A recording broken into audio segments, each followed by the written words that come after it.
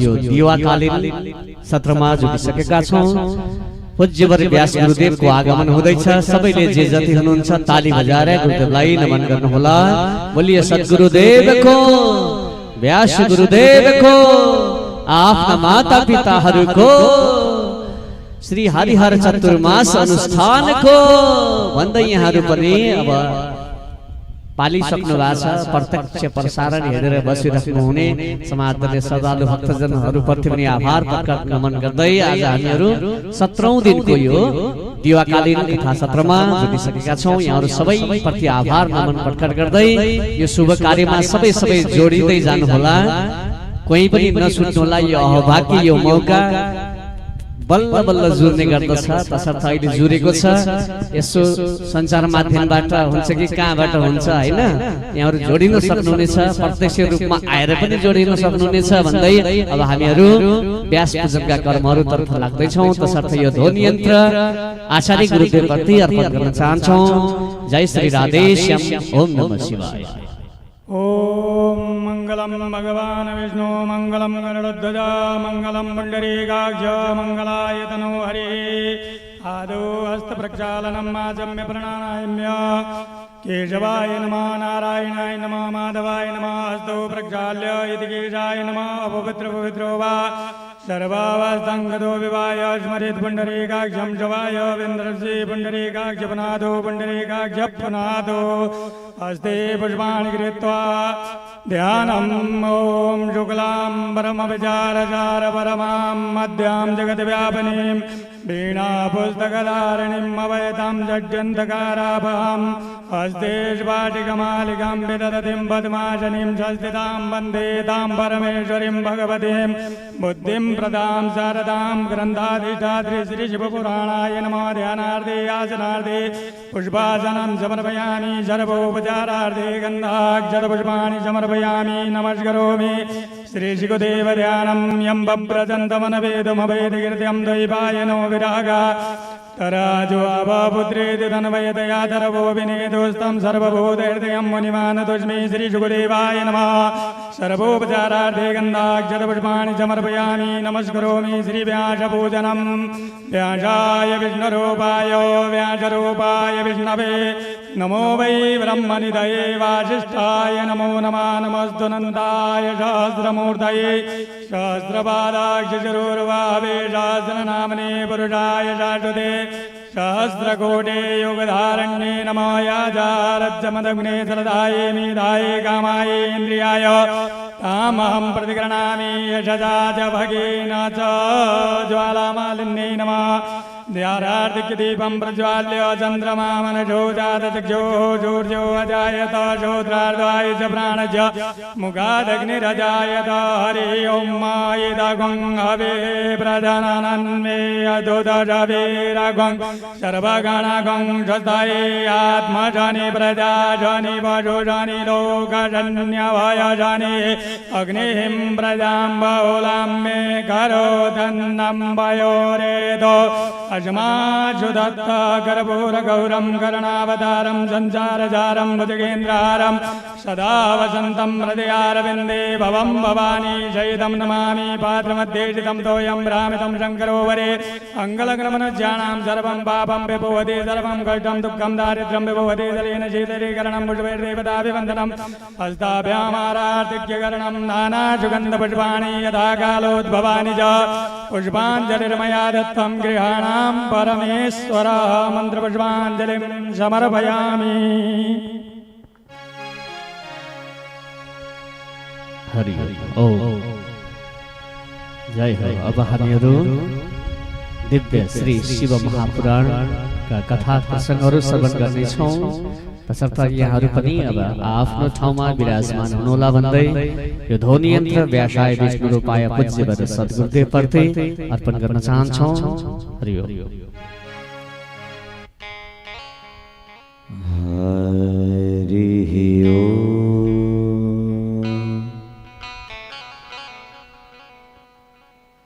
श्री गणेशाय नमः। श्री सरस्वती नमो नमः।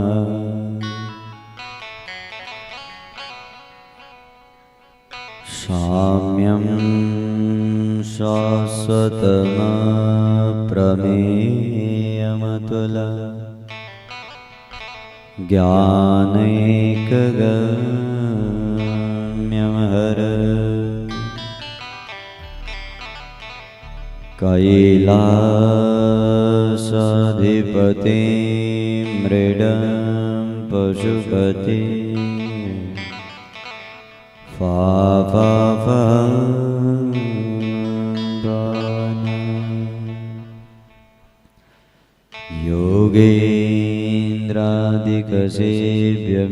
योगेन्द्रादिकसेव्यमेकमनग ध्यानास्पद भक्तिदा स्मृत्या ब्रह्मपदप्रदं स्वरसद प्रेमास्पदं सत्यद वन्देऽहं शरणेश्वरं प्रियकर शान्तं शिवं शङ्कर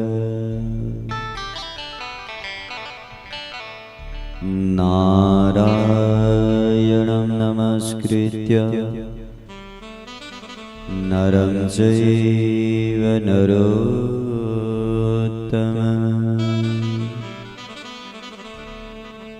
देवीं सरस्वतीं व्यास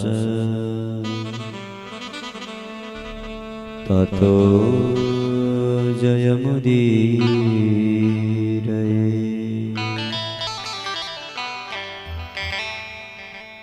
बोल भक्तवत्सल भगवान को जय जय श्री शिव महापुराण को भक्तवत्सल भगवान को शिवपुरी धाम को संत शिरोमणि स्वामी जी महाराज को दिव्य चतुर्मास अनुष्ठान को परम मंगलमय परात्पर करुणा वरुणालय भक्तवांछा कल्पनिधि सर्वेश्वर भगवान उमा महेश्वर स्वरूप श्रीमद श्री शिव महापुराण सुंदर श्रीमद हरिहर चतुर्मास अनुष्ठान को ये दिव्य पावन सत्र यज्ञ में वर्णित होने श्रद्धे विप्रमंडली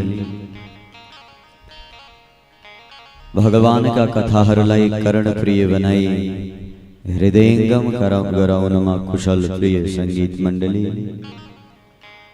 घर घर में बसेर प्रत्यक्ष प्रसारण हिरी भगवान को कथा में आनंदित होने संपूर्ण श्रद्धालु दर्शक वृंद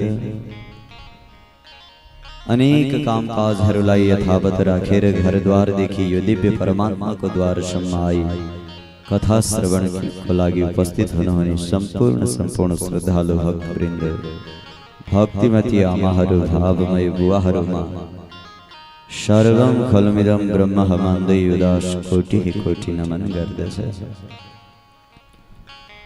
आउनुहोस् प्यारे जीवन का केही अमूल्य क्षणहरूलाई भगवानको चरणमा अर्पण गरौँ। यो जीवन केवल भगवान को प्राप्ति को लागि मात्र प्राप्त हो। यदि यो जीवनले हामीले भगवानलाई प्राप्त गर्न सकेनौं भने यो मानव चोला प्राप्त गरेको निरर्थक बनेछ।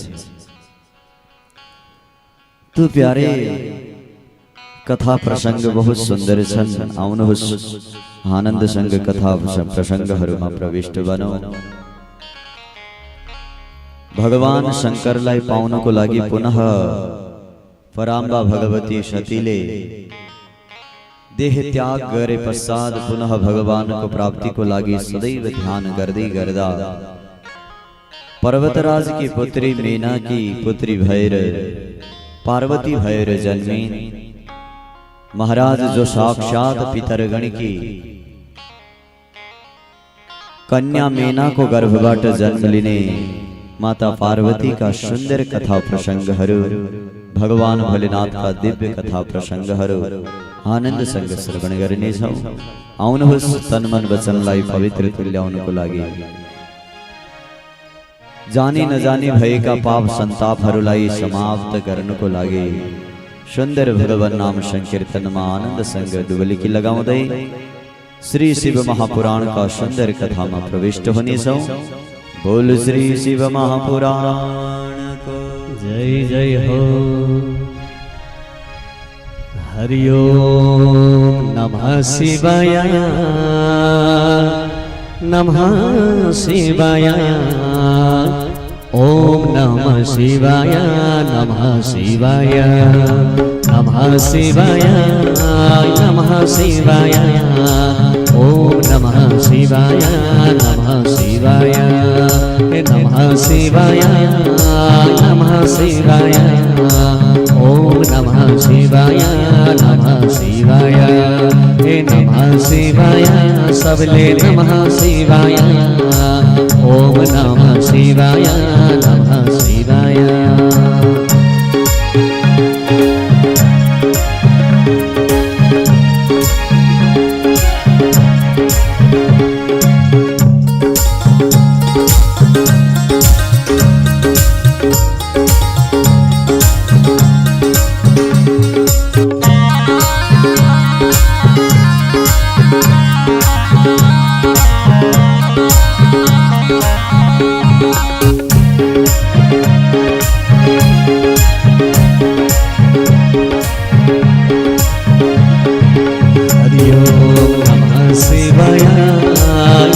शिवाय। ओम नमः शिवाय नमः शिवाय नमः शिवाय नमः शिवाय। ओम नमः शिवाय नमः शिवाय नमः शिवाय नमः शिवाय। ओम नमः शिवाय नमः शिवाय।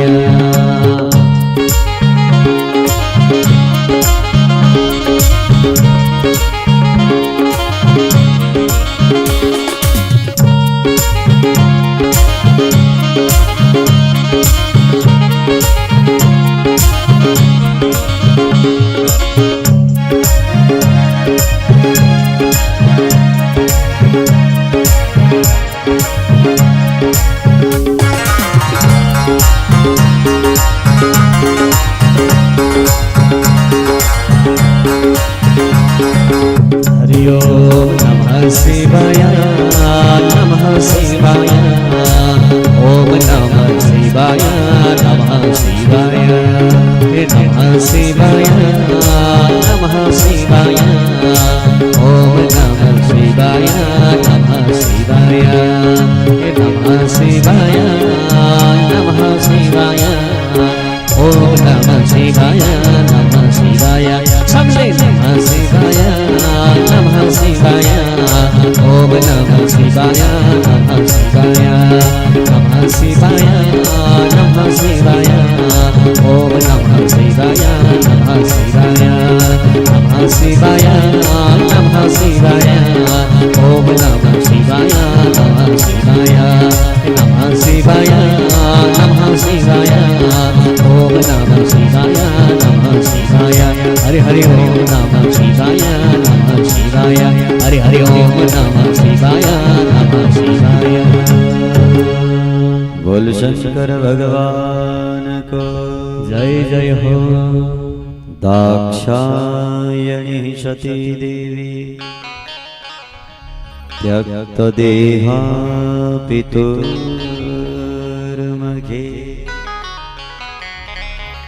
कथं गिरिसुता ब्रह्मन्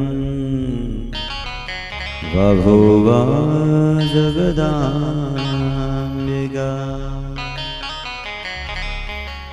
महाराज, दाक्षायणी है दक्ष की पुत्री सती कथम गिरिसुता कसरी पर्वतराज की पुत्री बनी और ती धन्य नारी जो पर्वतराज की पत्नी हुन उनले जगत जननी परांबा भगवती लय आपन गर्भमा धारण करने शक्ति कसरी प्राप्त करे। साधारण नारी को भाग्य में महाराज जगत की माता लय आपन गर्भमा धारण करना संभव है। पर्वत की पत्नी मेना कोई बड़ा भाग्यशालिनी नारी होली जिसको कारण उनले जगत की माता परांबा भगवती लय आपन गर्भमा धारण करे। यू कथा तो विस्तार पूर्वक बताओ।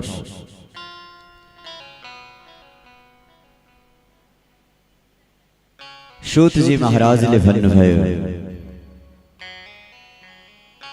सुन महाराज मेना को थी विस्तार पूर्वक बताऊं।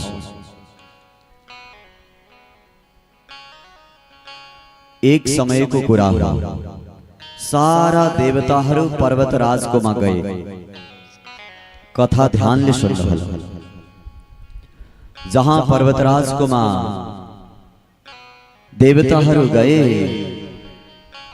देवता हरले पर्वतराज लाई भने हेर पर्वतराज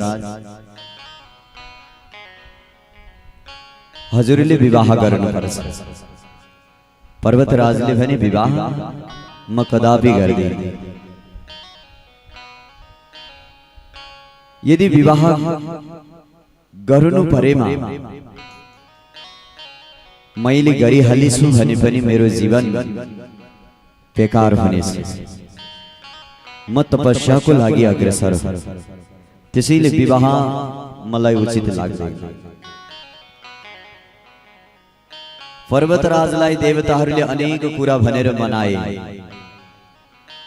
जहाँ अनेक कुराहरू भनेर मनाउनु भयो, पर्वतराज विवाहको लागि तयार भए। हामी माझमा शिवपुरी उत्तरामेश्वरम ज्योतिर्लिंग धाम व्यवस्थापन समिति का अध्यक्ष श्रद्धेय व्यक्तित्व मदन बहादुर कुंवरज्यू पाल्नु भएको छ। उहाँले यो महायज्ञलाई सफल तुल्याउनको लागि अनेक अनवरत रूपमा अनेक कार्यहरूबाट सफलताको लागि अनेक पाइलाहरू चाल्नु भएको छ। यो धाममा टेन्ट पेन्ट गरेर हुन्छ कि सुन्दर देवी देवताहरूका विग्रह बनाएर हुन्छ कि अनेक सत्कर्महरू गरिरहनु भएको छ। एकचोटि अध्यक्षजीको लागि जोरदार ताली बजाइदिनु होला। प्रसङ्गमा आउनुहोस् प्यारे। मेना नाम सुतः यावो ज्येष्ठः मंगल रूपिणी ताम विवाह्य स सुप्रीत्या हिमाख्येन महीभृताः। हे हिमराज पर्वत, पितर की कन्या संग हजुरले विवाह गर्नु पर्छ। पर्वतराजले भने पितर की कन्या संग। देवताहरूले भनिसकेपछि पर्वतराजले नाइ भन्न सके। अब देवताहरू दौडी दौडी पितरकोमा गए के हे पितरगण हो, हजुर की छोरी को हाथ पर्वतराज हिमवानलाई आफ्नी छोरी दिनुहोस्।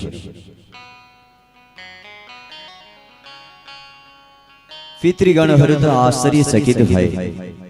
सर्वे शृणुतनो वाक्यं पितरः प्रीतमानसा। हे पितरगण हो, देवताहरूले जे भन्यो त्यो मान्नु पर्छ। हजुर की छोरी को विवाह हिमाख्येन पर्वतराजसँग हुनेछ। पितरगणहरूले हात जोडेर भने महाराज, विवाहो विवादस्य समयोरेव शोभते।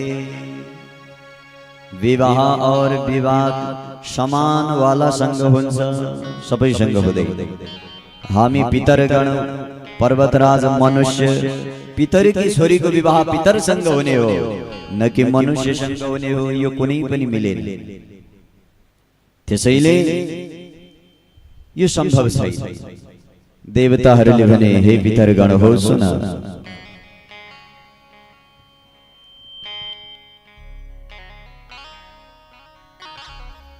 तिमीहरूलाई आफ्नी कन्याको विषयमा थाहा रहेनछ।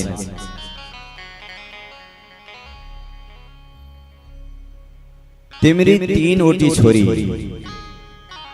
मेना नाम्ने सुता ज्येष्ठा मध्या धन्या कलावती हन्त्यायेतः सुता सर्वा पितॄणां मानसोद्भवा। पितृगण की 3वटी छोरी, ज्येष्ठ को नाम जेठी को नाम मेना, माइली को नाम धन्या और कांसी को नाम कलावती। कथा बहुत ध्यान ले सुन लो। 3वटी पितरगण की छोरी भाई, 3टै छोरी एक समय तीसरो एक दिन को कुरा हो। पितृगण तिमीहरूलाई तिम्री छोरीले यो कहानी बताउन सकेकी छैनन्। सुन हामी बताउँछौं। 3वटै बहिनी एक दिन घुम्दै घुम्दै घुम्दै घुम्दै श्वेतदूपम विष्णुलोकम, दिव्य विष्णुलोक वैकुण्ठमा महाराज भगवान नारायण को दर्शन गर्नको लागि भनेर गई। मेना धन्या कलावती 3वटै बहिनी कसैलाई नबताइकन सीधा वैकुण्ठ भगवान नारायण को दर्शन गर्नको लागि गई। त्यही समयमा अचानक शनकाद्यान मुनि, शनकादि सनक सनन्दन सनातन सनत कुमार 4 ऋषिहरू कहीँबाट दौडी दौडी भगवानको आए। जहाँ दौडी दौडी आए वैकुण्ठमा जति पनि बसेका थिए सबले उठेर स्वागत सत्कार गरे। यी 3वटी जो कन्या थिइन् यिनी उठेनन्, यिनीले कोही स्वागत संस्कार गरिनन्। तीसरो भगिन्यस्तास्तत्र नोतस्तुर मोहिता मुनि, मुनिहरूले भने 3 कन्या वैकुण्ठको आचरण न जानने वाले को आए। साक्षात भगवान समेत आएर महाराज सत्कार गर्नु भएको छ, गरिरहनु भएको छ। यो अचानक यी 3 कन्या वैकुण्ठ आउने लायक रहेनछन्। यिनको मति के भएको हो नि? हेर्न थाले। ज्ञानिनोऽपि परम चक्रुः क्रोधम दुर्विशांसते। शनकादि ऋषिहरूलाई क्रोध आयो। महाराज स्थान हेरेर व्यक्तिको मूल्याङ्कन हुन्छ। सबै व्यक्ति त्यो स्थानको अधिकारी भएन भने, त्यो स्थानमा बस्यो भने, यदि लायक छैन भने महाराज त्यो दण्डित हुन सक्छ। शनकादि ऋषिहरूलाई क्रोध आयो। महाराज सनत कुमारहरूले भने यूयम तेस्रो भगिन्यस मूढा सद्वयोनोज्जिता। 3वटै बहिनी समान एक बुवा की छोरी जस्ती दिखाई दी रहेकी छौ। अज्ञातः श्रुति तत्वा हि पितृकन्या पितृव, पितरगण की छोरी जस्ती नजर आई रहेकी छौ। अभ्युत्थानं कृतं योनो नमस्कारोऽपि गर्विता। तिमी माथि यति धेरै घमण्ड भयो कि तिमी कसैलाई आफूभन्दा श्रेष्ठ जनायो भने नमस्कार पनि गर्न नसक्ने भइसक्यो। नरस्त्रियः सम्भवन्तु तिस्रोऽप्यज्ञान मोहिता। जाओ तिमी नर स्त्री यानी मनुष्य की पत्नी बन्नो। वैकुण्ठ को योग्य छैनौ तिमी, पृथ्वी लोकमा गएर मनुष्य बन्ने योग्य छौ। त्यसैले कुनै नर यानी पुरुष की अर्धांगिनी बन्नु जाऊ। श्राप सब।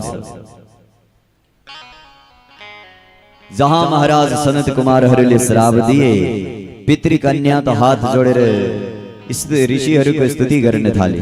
मुनिवर्य दया सिन्धो प्रसन्नो भवचादना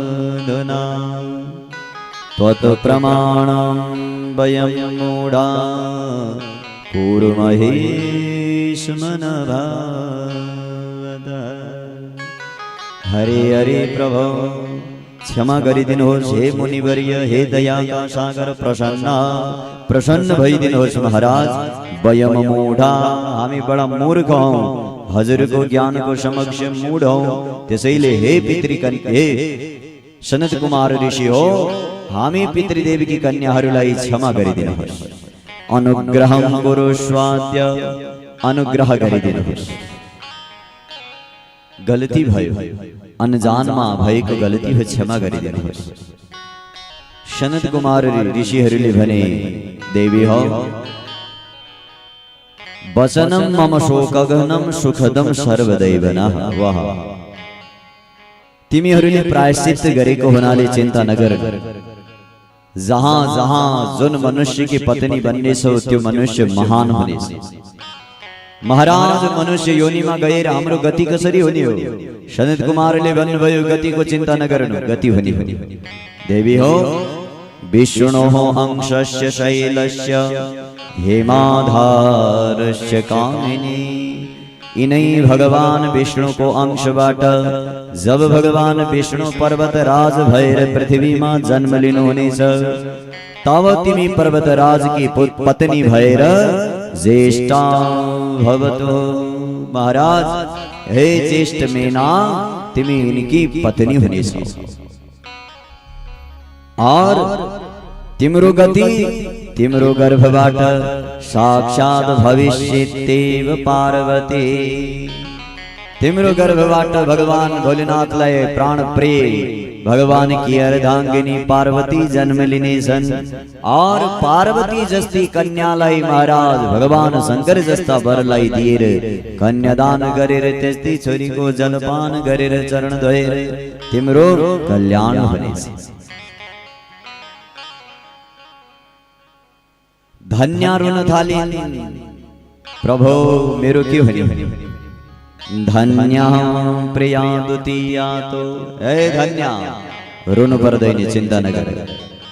तिमी मिथिला नगरी का राजा जनक को घर में जाओ और जनक राजा की अर्धांगिनी हुने छौ, जसको घर साक्षात महालक्ष्मी नामना सीता भविष्यति। महान लक्ष्मी स्वरूपा सीता तिम्रो गर्भबाट जन्म लिनेछ, तिम्रो घर आउनेछ और उसै कारण तिम्रो कल्याण हुनेछ। कान्छी कलावती रुन थाली। सनत कुमारहरूले भने रुनु पर्दैन देवी, वृषभानस्य विश्वस्य वृषभानस्य वैश्यस्य कनिष्ठा च कलावती।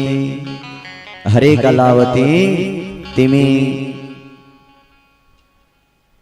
तेस्रो युगमा वृषभानस्य वृषभानु नाम गरेका वैश्यको घरमा जन्म लिनेछौ, जसको घरमा साक्षात भगवती भगवान कृष्ण की प्रिया प्रियतम राधा जन्म लिनेछन् और राधा को प्रेम भगवान मा यति हुनेछ, राधालाई आफ्नो कोखमा पाएर तिमी आफ्नो जीवनलाई धन्य बनाउने जाऊ देवी।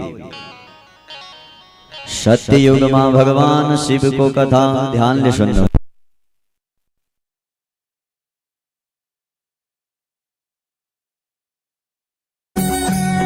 शिवपुरी आउनु भई भक्तजन, स्वामीजीको लिन आशीर्वादन। प्यारा भक्त हो सुन्नु, भक्त हो 4 महिनाको एक साल लाग्ने भो। सुन्नु भक्त हो 4 महिनाको एक साल लाग्ने भो। सत्य राजा गुरुको संकल्प शान्ति पाउने एउटा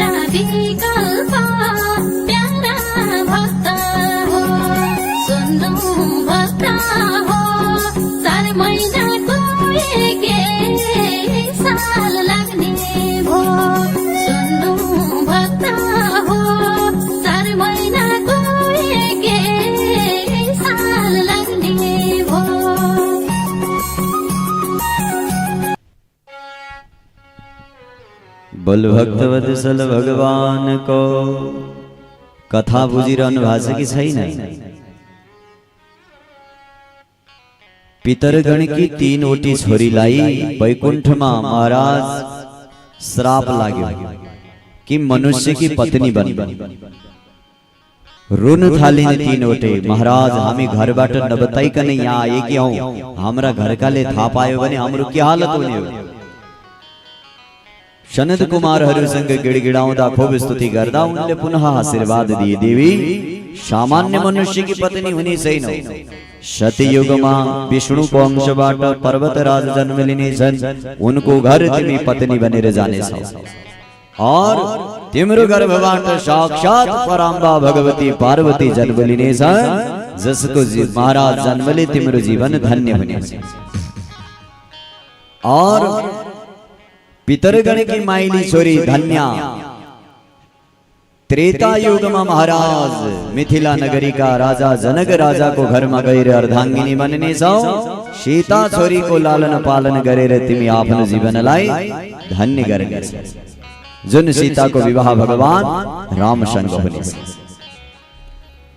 और कांसी जो कलावती थिइन् उनलाई सनत कुमारले भने, देवी तिमी पनि सामान्य घर जाँदैनौ। द्वापर युगको अन्त्यतिर लगभग जब भगवान कृष्ण त्यो धरामा अवतार लिनुहुनेछ, तब वृषभानु नाम गरेका महाराज वैश्यको घरमा तिम्रो जन्म हुनेछ और नहीं वृषभानु को घर में गएर तिमी उनकी पत्नी बन्नेछौ और तिम्रो गर्भबाट साक्षात राधा रानी को जन्म हुनेछ। राधा को अनन्य प्रेम भगवान संग हुनेछ, उसै प्रेम को प्रसादले तिम्रो कल्याण हुनेछ। तीनवटै कन्यालाई महाराज वरदान सहित श्राप दिएर सनत कुमारहरू आफ्ना आफ्ना स्थानमा गए। तीनवटै छोरी फर्केर आइन्। यो कहानी कसैलाई थाहा थिएन। एक दिन देवताहरूले पितरहरूलाई भने, हे पितृगण, आफ्नी छोरीको हात मनुष्यलाई दिनुहोस् पर्वतराजलाई। पितरहरूले मानेनन्। तब देवताहरूले यो कहानी सुनाए, तिम्री छोरीको विवाह पितरसँग हुन सक्दैन, मनुष्यसँगै हुने हो, किनकि यो सनत कुमार ऋषिको श्राप हो। विश्वास नभए सोध तिम्री तीन छोरीलाई। तीनवटै छोरीले टाउको तल गरिदिन्।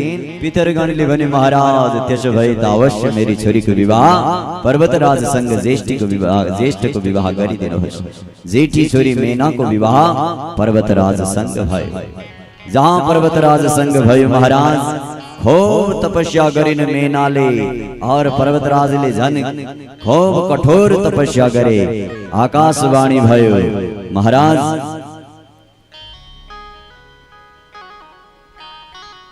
प्रथमम शतपुत्रा में भवन्तु जगदम्बिकेः वह्वायुषो वीर्यवन्तः रिद्धि सिद्धि समन्विता। जहाँ तपस्या गरेकी थिइन् मेनाले, आकाशवाणी गरिन् पराम्बा भगवती जगत जननी सतीले, हे देवी चिन्ता नगर्नु, हजुरको घर स्वयं माँ हुनेछ। तर एक शर्त छ कि माँ आउनु भन्दा पूर्व हजुरका 100 पुत्र हुनेछ। कालांतरमा महाराज मेना को गर्भबाट 100 पुत्र भए और पुनः एक कन्या भई, जसको नाम कालांतरमा महाराज पर्वत की पुत्री हुनाले पार्वती नाम राखियो। बोल पार्वती माता को आविर्बभूव पुरतो मेनाया निज रूपत। मेना को गर्भबाट आविर्बभूव प्रकट भई वसंतो मधौ मासे। वसंत ऋतु चैत्र महीना नवमी तिथि मृगशिरा नक्षत्र अर्धरात्रि मां समुत्पन्ना गंगेव सब्जी मंडला। गंगा समान प्रकट भइन् महाराज समदभूता। सारा आकाश मण्डलमा जय जयकार भयो। आकाशबाट देवताहरूले पुष्प वृष्टि गरे। जल्ज्वलो सागनयः शान्ता जगुर्जगदा घना। मेघ मण्डल गडगडाट गर्न थाले, मन्द मन्द वर्षा भयो। साबले था पाए महाराज पर्वतराज को घर छोरी भई है।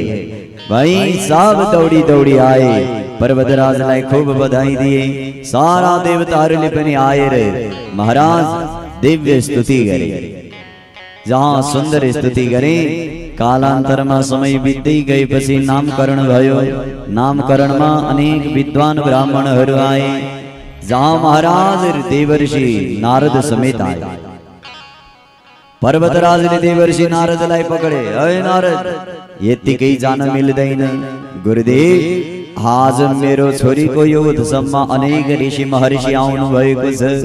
नेक चिठा कुण्डली भाग्य त बताइदिनुहोस् महाराज। अब भलामा यो जीवनमा हजुर जस्ता ऋषि महर्षि को दर्शन अभागा कहाँ पाउँला, बडा भाग्यशाली हो। यो त मैले हजुरको दर्शन पाएको होइन, मेरी छोरीको जन्मले हजुरको दर्शन भएको हो। मतलब भाग्यशाली म त होइन, मेरी छोरीको कारणले म भाग्यशाली भएको। हरे राम प्रभु, हजुर जस्ता ऋषि महर्षि आउनु भएको छ। एकचोटि भाग्यम बद मत सुता जातकम ब्रोहे गुण दोष समुद्भव। मेरी छोरी का गुण और दोष बताइदिनु। शुभ अशुभ योगहरू के छन् विस्तार पूर्वक बताउनु। देवर्षि नारदलाई महाराज चिठा कुण्डली दिनुभयो। जहाँ चिठा कुण्डली दिनुभयो, चिठा कुण्डली देवर्षि नारदले जहाँ निकालेर हेरे, हेर्ने बित्तिकै तो लग्न आदि बड़ा महाराज सुंदर बढ़िया बढ़िया पढेका थिए। नारद जीले आँखा बन्द गरेर भने, एषा ते तनया मेनी सुधांशुरिव वर्धिता। तिम्री यो छोरी सुधा यानी अमृत समान बढ़ने वाली है। और सुधांशु यानी चंद्रमा को समान बढ़ने वाली है। आद्या कला शैल राजा, हे शैलराज पर्वतराज सर्व लक्षण शालिनी है। हर लक्षण बाट संपन्न होने से स्वपते सुखदात्यंतम, आफ्ना पतिलाई परम सुख प्रदान करने वाली होने से। और पितरोह कीर्ति वर्धिनी, छोरी में हुनुपर्ने दुईटा गुण हो। यो दुई गुण नारी में भयो भने महाराज जीवन स्वर्ग हो। कुन कुन गुण थाहा छ? नारी में यी दुई गुण हुनुपर्छ। एक गुण हुनुपर्छ स्वपते सुख, आफ्ना पति को लागि हर समय में जुन नारीले सुख प्रदान गर्न सक्छ त्यो महाराज परम पतिव्रता नारी हो। और अर्को पितरोह कीर्ति वर्धन, आफ्ना माता पिता को कीर्तिलाई बढाउने वाले हुनुपर्छ। कहीं छोरी को कारणले महाराज शिर निहुराउनु पर्यो भने जीवनमा त्यो भन्दा ठुलो अपमान यो संसारमा अर्को हुँदैन। पितरोह कीर्ति, महाराज माता पिता को खूब कीर्ति बढाउने वाली हुनुपर्छ छोरी। नारीले दुई घर को जिम्मा लिनुपर्छ, एक पिता को घर को, एक पति को घर को। माता पिता को कीर्ति, पति को सेवा भयो भने मात्र महाराज जीवन में सत पुण्य मिल्ने, नत्र मिल्ने वाला छ। नारदले भने दुईटै हजुर की छोरी मा छ। जुन नारीले पति को सेवा करे छे त्यो नारी का माता पिता को कीर्ति ऑटोमेटिक बढ्ने। त्यसैले मुख्य पति परायण हुने। तर महाराज सब ग्रह बढ़िया छ, एक ग्रह कमजोर छ। मतलब सब ग्रह बढ़िया, एक ग्रह कमजोर। कमजोर किस महाराज? थोड़ा कमजोर छ। पराए घर कस्तो मिल्ने? अरे महाराज पराए घर महो सुलक्षणानि सर्वाणि त्वया सुतायाः करे गिरे। तिम्री छोरी को हाथ का रेखा, माथा, ललाट का, लग्न कुंडली आदि में सब बढ़िया। तारे एक ग्रह खराब, एक रेखा ठीक सही। मतलब रेखा कौन ठीक सही न महाराज? रेखा युग यो ठीक सही नहीं कि महाराज ठीक सही न बंदा बनी विलक्षण सा गजब आश्चर्यजनक मतलब पर्वतराज ने बने और मतलब यो सुना योगी नग्नो गुणों कामी मातृता तविवर्जिता यल्ले पति कस्तो पाउने छ यो रेखा भने बडा विचित्र छ महाराज पति को रेखा विचित्र कस्तो पति प्राप्त करने योगी एकदम योगी जहां बसो वहां ध्यान मात्र करने और कहीं नहीं आसन लगाउने आंखा बंद करने प्राणायाम चढ़ाउने दाया बाया नहरे परम योगी और नग्न वस्त्रादि को भान न रखने वाला वस्त्रादि धारण न करने वाला नग्न दिगंबर और अगुण महाराज उनमा कुनै गुण होने चाहिए एक पनि गुण होने चाहिए और अकामी महाराज काम भोग विलास आदि मात्र शून्य होने से कई पनि होने चाहिए भोग विलास बंद हो और महाराज मातृता विवर्जिता जो संग यो कन्या को ब्याह होने हो उसका आमा बुआ नहीं होने चाहिए बिना आमा बुआ को होने से जसको यो संसार में आमा बुआ सधैँ छैन त्यस्तो पति प्राप्त गर्ने और अमानो संसार में कहीं पनि मान सम्मान चाहने वाला छैन अशिव वेशभूषा महाराज अशिव बढ़िया होने से अब वस्त्र ही लगाउने भाई कि बढ़िया होला विचार करना पति ही अस्या किले दृशा बस यही रेखा एक विलक्षण बाकी और रेखा सब ठीक है बिचारा पर्वतराज टाउको में हाथ राखेर रुन थाले जीवन में छोरी को घर बेकार भए भने आमा बुआ को जीवन बेकार बेकार में महाराज ये पंडित जी ने बढ़िया बढ़िया फल बताए पहला एक रेखा बड़ी बढ़िया बने मेरे नजर में तो एक बनी बढ़िया भई जोन नारी को जीवन में पति को यो हालत होने से भला महाराज उस छोरी को जीवन कसरी सुखी हो लक्षण स्तै तम शिवम मत्वा जहर शाति मुनि हृदय जहां पर्वतराज चिंतित भई रहन भई को थियो तेही प्यारे देवर्षि नारद ले भने हरे हरे चिंता किन गर्दैछौ पर्वतराज ले भने चिंता नगरी के गरौं महाराज कुनै पूजा पाठ अनुष्ठान गर्यो भने के यो रेखा मेटिने हो नारद जी ले भने ना पूजा पाठ ले रेखा कहां सुन कर रेखा ब्रह्मलिपि हाथ को रेखा और विधाता ले लिखे को रेखा कैले मिटाउ न सकिदै मृषा न भवति झूठा होने वाला सही न हो तो सत्य भैर रहने तादृशोस्याः पतिः शैल भविष्यति न संशयः हजार चोटी ग्रह शांति गरी पनि पति को यो रेखा मेटिने वाला छ प्रभु दोषो न दुःखाय दुःख दोत्यत् प्रभु हिसः देवर्षि नारद ले भने तिमी किन चिन्ता गर्दैछौ समर्थवान व्यक्ति में दोष भए पनि ती गुण हुने गर्दछ यदि छिटो चिन्ता लिँदैछ हरे राम समर्थशाली व्यक्ति का महाराज अवगुण पनि महान गुण हुनेछ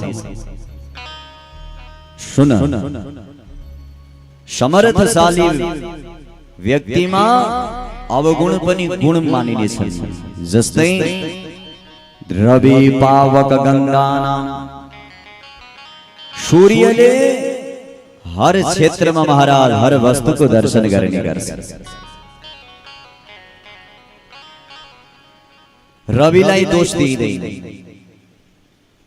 और पावक अग्निले कहिले लास सीता जलाउने गर्छ, कहिले महाराज त्यही अग्निले हवन कुण्डमा स्वाहा स्वाहा गर्ने गर्छ। तर अग्निमा दोष हुँदैन किनकि ऊ समर्थ छ। अर्को गंगा, कलकल निनादिनी गंगा, गंगामा पनि कुनै दोष हुँदैन।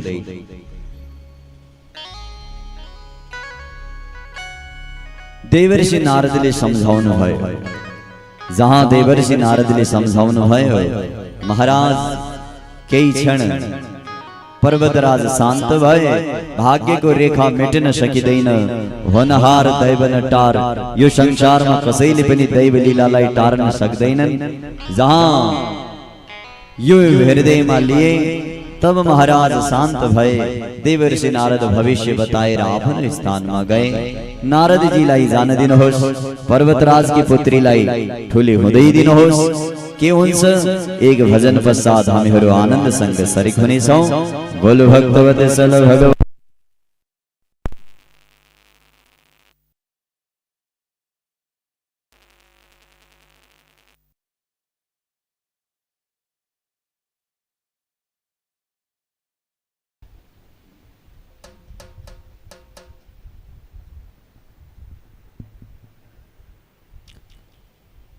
बोल शिवपुरी धाम को जय हो।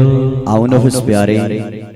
अब महाराज पर्वतराज की पुत्रीले भगवान शंकरलाई पाउनको लागि कति कठोर तपस्या गर्नुभयो और पवित्रताको अग्निको परीक्षा कति दिनुभयो, विस्तार पूर्वक श्रवण गर्नेछौं। एउटा सुन्दर भक्ति संगीतमा सरिक हुँदै हामी माझमा हाम्रो देशकै गौरवशाली उद्योगपति, समाजसेवी, श्रद्धेय व्यक्तित्व स्वनाम धन्य श्रीमान ओम प्रकाश अग्रवाल ज्यूको आगमन भएको छ। एकचोटि जोरदार ताली बजाइदिनु होला। उहाँले आफ्नो जीवनमा सेवा बाहेक अरू गर्नु भएको छैन। आफूले भले नखाएर भए पनि जीवनमा सेवा गरेर आज यहाँसम्म पुग्नु भएको उहाँ एउटा सफल व्यक्तित्व हो, जसको जीवन कहानी नै यदि भन्ने हो भने एउटा इतिहास बन्न सक्छ, त्यस्तो व्यक्तित्व हो। अस्ति उहाँको घरमा गएका थियौं हामी।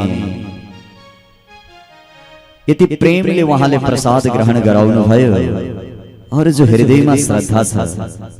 और कई चीजहरू मैले थाहा पाए कि जीवनमा व्यक्तिसँग थोरै पनि भयो भने अहंकार गर्नु हुँदैन भन्ने एउटा उदाहरणीय व्यक्ति बन्नुभयो उहाँ मेरो लागि।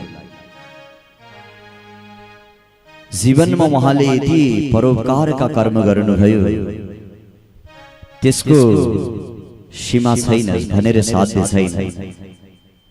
एक गाउँ त यस्तो थियो अरे कि जुन गाउँमा महाराज खाने पानी को व्यवस्था नभएर साह्रै गाह्रो, त्यहाँ गएर उहाँले सहयोग गरेर ठूलो खाने पानी राखेर घर घरमा खाने पानी पुर्याउने प्रयत्न गर्नुभयो।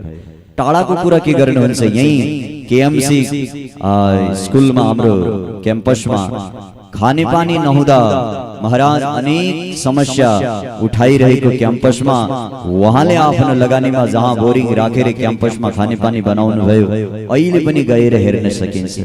यस्ता दिव्य समाजसेवी व्यक्तित्व, भगवान प्रतिको श्रद्धाको त के कुरा गर्नुहुन्छ महाराज। यहाँ पनि निरन्तर आफ्नो समय अनुकूल आइरहनु भएको छ। उहाँलाई हृदयदेखि नमन टक्र्याउँदै हामी माझमा पूर्व शिक्षक, श्रद्धेय कथावाचक गुरुदेव शास्त्री आचार्य पुराणवाचक पण्डित प्रजापति जोशीज्यू पनि पाल्नु भएको छ। उहाँलाई पनि जोरदार ताली बजाइदिनु होला। दैनिक कथा सुन्न आउने व्यक्तिमा उहाँ पनि पर्नुहुन्छ।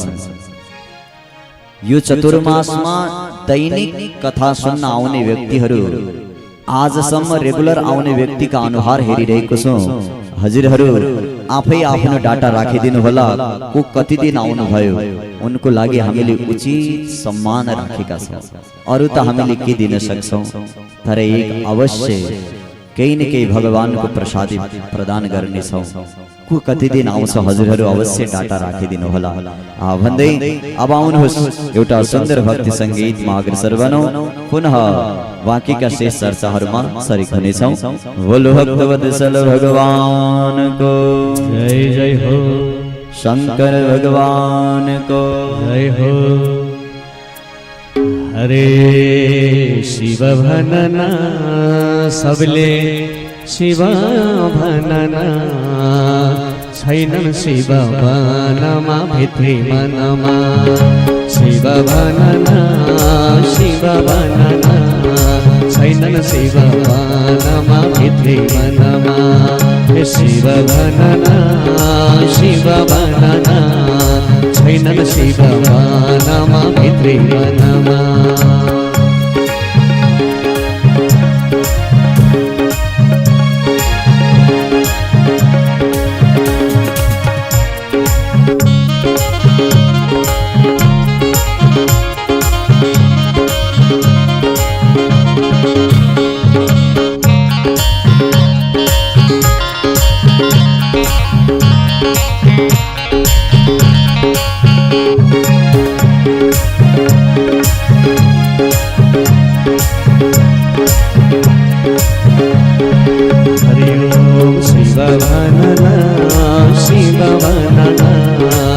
छैनन् शिव भनमा सम्झ मनमा शिव भनना छैनन् शिव भनमा सम्झ मनमा शिव भनना सबले शिव भनना छैनन् शिव भनमा सम्झ मनमा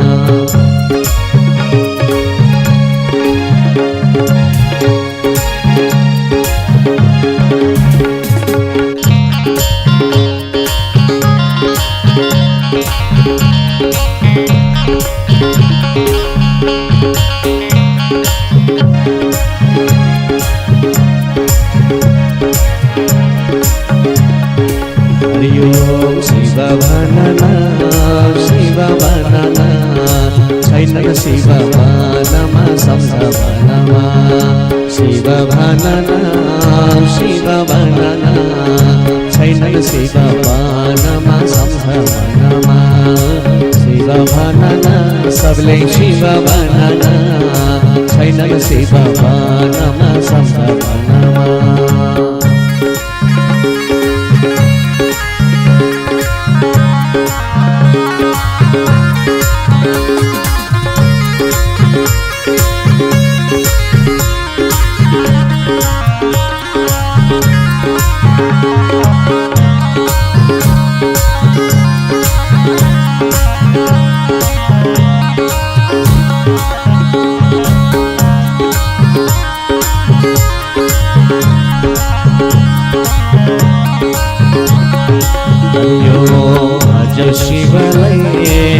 भजौ शिवलाई एक दिन होइन दुई दिन होइन सधैँभरिलाई भजौ शिवलाई सबले भजौ शिवलाई एक दिन होइन दुई दिन होइन सधैँभरिलाई भजौ शिवलाई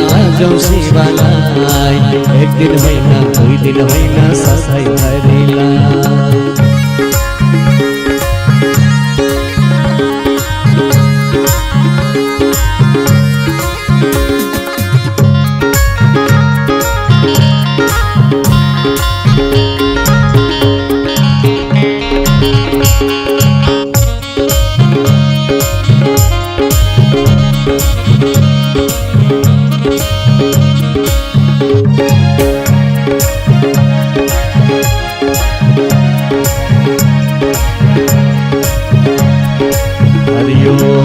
भजौ शिवलाई एक दिन होइन दुई दिन होइन सधैँभरिलाई भजौ शिवलाई एक दिन होइन दुई दिन होइन सधैँभरिलाई सबले भजौ शिवलाई भजौ शिवलाई एक दिन होइन दुई दिन होइन सधैँभरिलाई भजौ शिवलाई भजौ शिवलाई एक दिन होइन दुई दिन होइन सधैँभरिलाई हर हर एक दिन होइन दुई दिन होइन सधैँभरिलाई हर हर एक दिन होइन दुई दिन होइन सधैँभरिलाई बोल शंकर भगवान को जय हो। महाराज कन्या उत्पन्न भइसकेपछि कालान्तरमा एक दिन कन्याले रात्रिमा स्वप्न देखे। त्यो स्वप्न पार्वतीले आफ्नी मातालाई भनिन्, माते मैले त यस्तो यस्तो स्वप्न देखे कि स्वप्नमा मेरा पति भगवान शंकर हुने निश्चित खबर पाए। अब म घरमा बस्दै भगवान शंकरलाई पाउनको लागि जंगलमा गएर कठोर तपस्या गर्ने। जहाँ पार्वतीले तपस्या गर्ने भनेर घर छोडेर जंगल गइन्। 8 वर्षपछि सीधा जंगल गएर कठोर तपस्या गरेर आइन्। ब्रह्माजीको आशीर्वाद लिएर आइन् कि महाराज हे देवी जाओ तिम्रो इच्छा पूर्ण हुनेछ, परन्तु धेरै जंगलमा कठोर तपस्या नगर। एक दिन पुनः आफ्ना पितालाई भनिन्, पिताजी मेरो इच्छा एकचोटि विवाह भन्दा पहिला भगवान शंकरको दर्शन गर्ने इच्छा छ। पर्वतराजले भने यो कसरी सम्भव छ पुत्री? पार्वतीले भनिन्, पिताजी जसरी भए पनि सम्भव गरिदिनुहोस्। पर्वतराज कम तपस्वी थिएनन् प्यारे। जंगलमा गएर एक गाउँमा कठोर तपस्या गर्नको लागि जाँदै थिए। हृदयमा केवल भगवानको मात्र नाम थियो। हे प्रभु, हे भगवान, हे शंकर, एकचोटि मेरी छोरीको इच्छा पूर्ण गर्नको लागि दर्शन मात्र दिइदिनुहोस्। जाऊ महाराज इच्छा गर्दै गर्दै जंगलमा जाँदै थिए। हिँड्दा हिँड्दै अचानक भगवान भोलेनाथको दिव्य दर्शन भयो। बोल शंकर भगवानको जय जय हो। जहाँ भगवान शंकरको दिव्य दर्शन भयो, महाराज पर्वतराज तो हात जोडेर स्तुति गर्न थाले। दिव्य स्तुति गरे। भगवान शंकरले भन्नुभयो, पर्वतराज तिमी किन स्तुति गरिरहेका छौ सब मलाई थाहा छ। अब जाऊ फर्केर घर जाऊ। पर्वतराजले भने, प्रभु ना म घर गए पनि नित्य हजुरको दर्शनको लागि आउनेछु। भगवानले भने यो सम्भव छैन। प्रभु मेरी छोरी सानैदेखि बाल्यकालदेखि हजुरलाई पाउनको लागि जीवन्त तपस्या गरिरहेकी छ। भगवान शंकरले भन्नुभयो, पर्वतराज भविष्य के हुने हो कसैलाई थाहा छैन। अहिले तिम्रो छोरी सानी छ, त्यो कुरा छोडी मैले त जीवनमा प्रण गरिसकेको हुँ। सतीको वियोग पश्चात कहिल्यै पनि जीवनमा परिणय बन्धनमा बाँधिने वाला छ। एक पत्नी व्रता पति हूँ, केवल म सती को पति हूँ और नारी संग में विवाह करने वाला से। भगवान शंकर महाराज यति भनेर फर्किनु भयो। त्यहाँ त कई चर्चा भएका छन्। पर्वतराजलाई भने दर्शन गर्न आउने भए आफ्नी छोरी घरै राखेर आउनु। नारी भने कि माया हुन्, मायालाई साथमा ल्याउनु हुँदैन, तपस्यामा विघ्न हुन्छ, त्यसैले एक्लै आउनु भने। परन्तु पर्वतराजसँग कुरा गर्दा ती कन्या बोलिन् उताबाट, महाराज नारी भने कि माया होइन, नारी भने कि अहिल्या जस्ती दिव्य नारी, जुन नारी देवहूति देवकी जस्ती नारी माया होइनन्, उनी त शक्ति भगवानलाई समेत जन्म दिने वाली एउटा जगत जननी हुन्। शंकरले महाराज पार्वती को ज्ञान थाहा पाउनु भयो त्यहाँबाट। और त्यो त्यही सभा सम्पन्न भयो। पुनः भगवान आफ्नो स्थलमा जानुभयो। पर्वतराज फर्केर पुनः घर आए। अब त महाराज पार्वती को मन केवल भगवान शंकर में लागिरहेको थियो। कालान्तरमा देवताहरू दौडी दौडी भगवान शंकर को मा गए। प्रभु जसरी भई पनि विवाह गर्नुहोस्। एक राक्षस उत्पन्न भएको छ जसको नाम तारकासुर हो।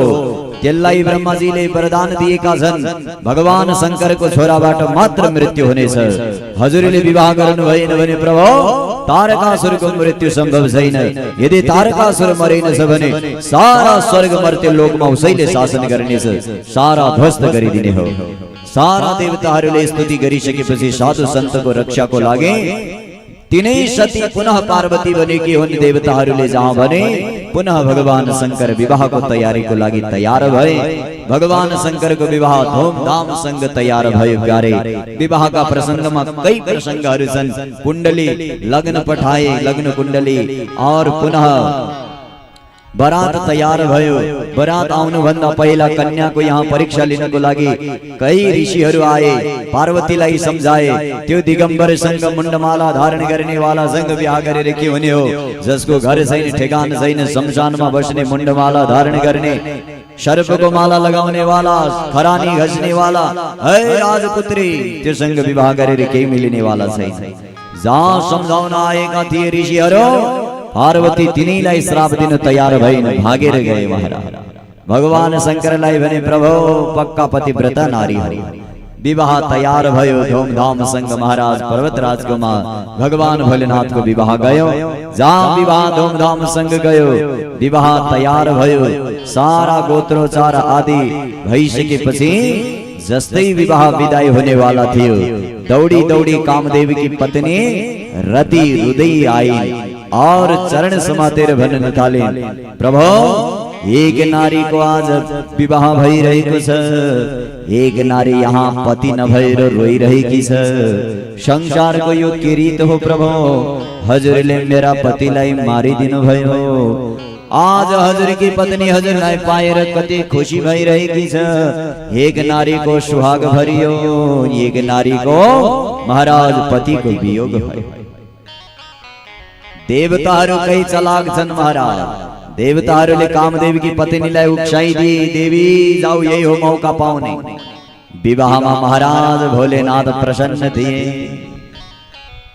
और कामदेव का पति महाराज, कामदेव स्वयं रति का पति, यदि कामदेव जीवित भएनन् भने विवाह गरेको कुनै अर्थ रहँदैन।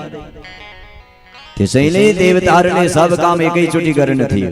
कामदेव की पत्नी रतिलाई पठाए विवाहको अन्त्यमा और भगवान शंकरसँग गिडगिडाउन थाले।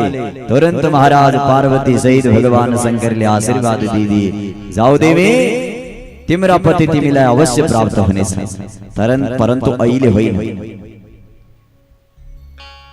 द्वापर युगको अन्त्यतिर भगवान कृष्ण को घर तिमी कृष्ण का पुत्र भएर जन्मिनेछ और जहाँ कृष्ण का पुत्र भएर अनिरुद्ध भएर जन्मिनेछन्, वहीं शंबरासुर को घर में भगवान कृष्ण का प्रथम पुत्र पुग्नेछन्, वहीं गएर तिमी बसिराख। जाओ, जहाँ रतिलाई शाश्वत सांत्वना दिए, पुनः विवाह संपन्न भयो। विवाह संपन्न भइसकेपछि विवाह पुनः कैलाश पर्वत तर्फ गयो। जहाँ विवाह कैलाश पर्वत तर्फ गयो, विवाह महाराज जाँदै थियो। कई आफन्त यस्ता हुन्छन् कि पहिला पहिला विवाहमा महाराज कई नारीहरू पहिला विवाहमा टाढासम्म छोड्न जाने गर्थे। आज भोलि तो कोही जाँदैन है। पहिला पहिला विवाह भयो भने सहेली साथी संगिनीहरू निक दूरसम्म जान्थे, टाढासम्म छोड्नको लागि। है यो संगी हो महाराज, आज छोड्दैछौँ, थोरै टाढासम्म विदाईको लागि सब जाने गर्थे। पार्वतीको विदाईमा पनि त्यही भयो महाराज। अनेक ब्राह्मण पत्नीहरू जति पनि नारीहरू थिए, सब माता पार्वती को विवाह में विदाई को लागी नेक टाढासम्म गई। मेनाले ती टाढासम्म जाने सहेलीहरूलाई सम्झाइन्, हे देवी हो, मेरी छोरीलाई सम्झाइदिनु। सम्झाउनु यो कि पराए घरमा नारीले गइसकेपछि के गर्नुपर्छ, केही त अर्ती दिनु। सहेलीहरू विदा गर्न नेक टाढा गइन्। महाराज टाढा गइसकेपछि अब उनले पनि छुट्नु पर्यो। छुट्ने बेलामा ब्राह्मण पत्नीहरूले कई सद्वाणीहरू महाराज पार्वतीलाई सम्झाए। विदाईको समयमा सारा सहेलीहरूले भने, देवी धन्या पतिव्रता नारी नान्या पूज्या विशेषता। देवी आज जन्म घर छोडेर पराए घर जाँदैछौ। सुन, नारीको जीवन यो हो कि जन्मेपछि महाराज पराए घर जानै पर्छ। देवी रुनु पर्दैन, तर पार्वती पराए घर सोचे जति सजिलो पनि हुँदैन। जन्म घरको जस्तो नसोच्नु देवी। पराए घर गइसकेपछि जीवनका अनेक दुःखका पहाडहरू आउन सक्छन्। ती दुःखका काँडामा हिँड्ने सामर्थ्य हुनुपर्छ और त्यो सामर्थ्य नारीमा छ। देवी सुन, नारीको परम धर्म के हो? त्यो नारी संसारकी सर्वश्रेष्ठ हो जुन पतिव्रता पनि गर्छ। देवी पतिव्रता नारी बाहेक यो संसारमा अरु कसै नारीको पूजा हुँदैन। अरु नारीलाई त महाराज छिछि थुथो मात्र गर्ने। यदि पूजा हुन्छ भने पतिव्रता नारीको पूजा हुने गर्छ। हे पारो पावनी सर्वलोकानां, यदि नारी पतिव्रता भई भने उनले पिताको कुल और पतिको कुल दुईटैलाई पार तराइदिने हो। यदि नारी पतिव्रता भइन भने दुईटै कुललाई नरकमा फालिदिने हो। छोराको जिम्मामा केवल एक कुल हुन्छ। पार्वती हामी नारीहरूको हातमा त दुई दुई कुलको डोरी हुन्छ। त्यसैले हेर देवी, सेवते आपतिम प्रेमणा परमेश्वर शिवे। आफ्ना पतिको सेवा परम परमेश्वर भगवान सम्झेर गर्नुपर्छ। देवी पराए घरमा गइसकेपछि के गर्नुपर्छ थाहा छ कि छैन? अरु पनि कर्म छन्। सुन, आफ्ना घरको जस्तो जे मिल्यो त्यो चटपट सटपट खाने होइन। देवी कई नियमहरू छन्। सुन देवी, नियम के हो? नियम यो हो कि देवी इह भुक्त्वा खिलान् भोगान् अन्ते पत्या शिवाङ्गते।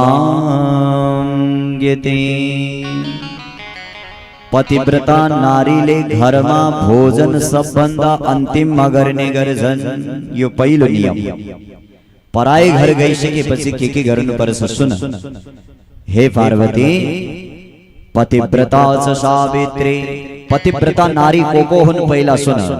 सावित्री, लोपामुद्रा, अरुन्धती, शाण्डिल्या, शतरूपा, अनसूया, लक्ष्मी, स्वधा, श्रद्धा, मेना, स्वाहा।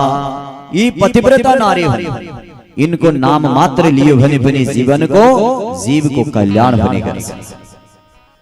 देवी सुन, नारीले पराए घर गइसकेपछि के गर्नुपर्छ?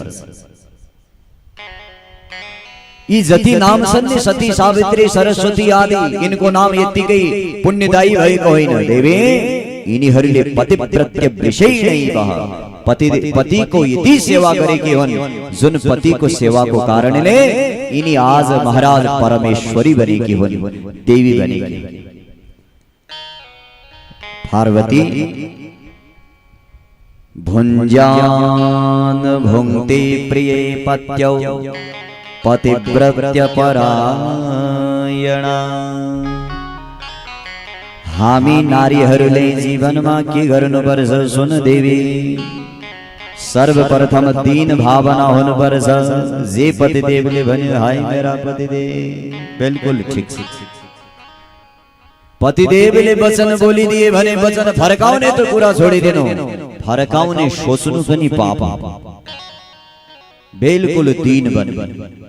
हरे देवी अर्को कुरा कहीं बढ़िया बढ़िया रसगुल्ला मिठाई फ्रिज में मिली भने झट निकालेर लपक्क खाने होइन भुन्ज्यान भुङ्ते पहिला पतिदेवलाई खुवाउने हाय मेरा बुढा खाऊ ल्याऊ अनि खाने घरमा सास ससुर होलान् अतिथि होलान् पतिदेवलाई सोध्ने यो किन ल्याएको हो कहीं कोही विशेष व्यक्ति पो आउने वाला हो कि यहाँ हामीले डम्म खाइदियौं दिनको लागि पछि घरमा केही रहिदिएन भने त्यसैले भोजन नारीले सुरुमै गर्नु हुँदैन कोही अतिथि आउन सक्छन् घर सरसल्लाह सबको सास ससुर आदि पतिदेवको भोजन भइसकेपछि बच्यो भने थोरै भोजन गर्ने बचेन भने राधे राधे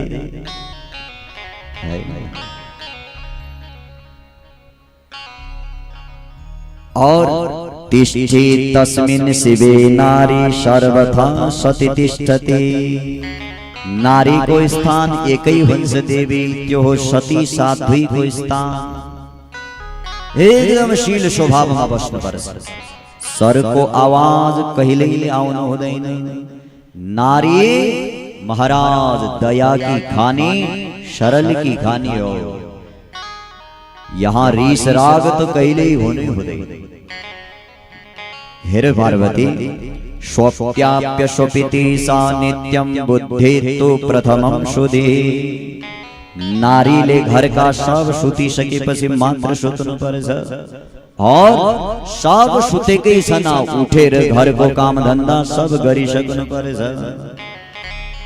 यो नारीको धर्म प्रातः कालमा महाराज घर का सास ससुर पति उठ्दासम्म घरको सब काम काज सकेको हुनुपर्छ सुत्ने बेलामा सब सुतेपछि सुत्ने उठ्ने बेलामा महाराज सबभन्दा पहिला उठ्छ देवी सर्वदा तद्हितम कुर्यात् यदैक तव गतिः प्रिया सदैव पतिको हितको लागि मात्र कर्म गर्नु यदि कुनै कार्य पतिको हितमा छ भने त्यो कहिल्यै गर्नु हुँदैन पार्वती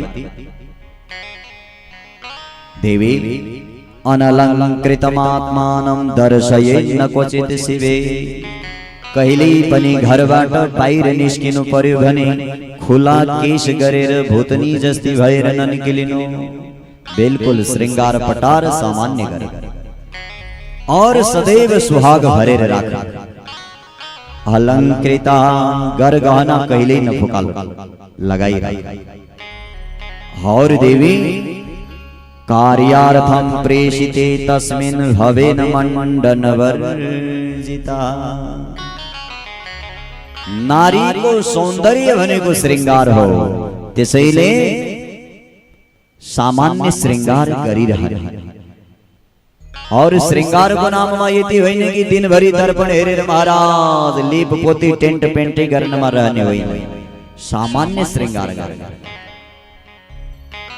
और पत्युर नाम न गृह्णीयात् कदाचन पतिव्रता पतिव्रता नारीले आफ्नो पतिको नाम जीवनमा भुलेर पनि लिनु हुँदैन पत्युः नाम न गृह्णीयात् पति को नाम कहिल्यै लिनु हुँदैन पतिले पनि पत्नीको नाम लिनु हुँदैन दुईटैको लागि बराबर हो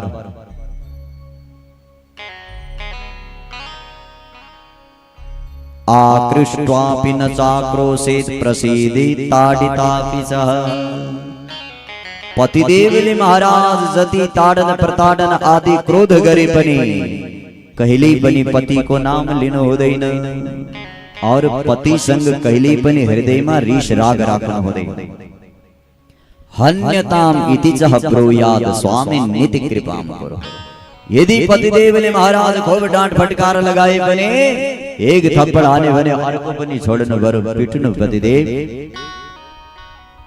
म हजुरकी अर्धाङ्गिनी हुँ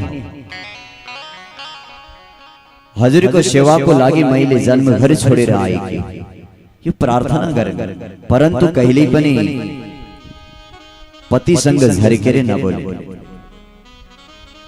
आहूता गृह कार्याणि त्यक्त्वा गच्छेत् तदन्तिकम् देवी अब घरको जन्म घरको जस्तो छैन। आमा बुवाले बोलायो एकछिनमा आउँछ पछि आउँछ त्यो भन्न पाइँदैन।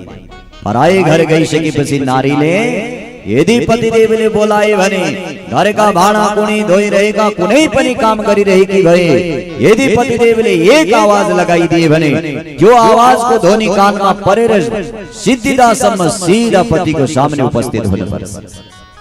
न कि म अहिले यो काम गर्दैछु एकछिनमा आउँछु बसिराख, न, पतिदेवले आवाज लगाए कि महाराज तुरन्त पुग्नुपर्छ।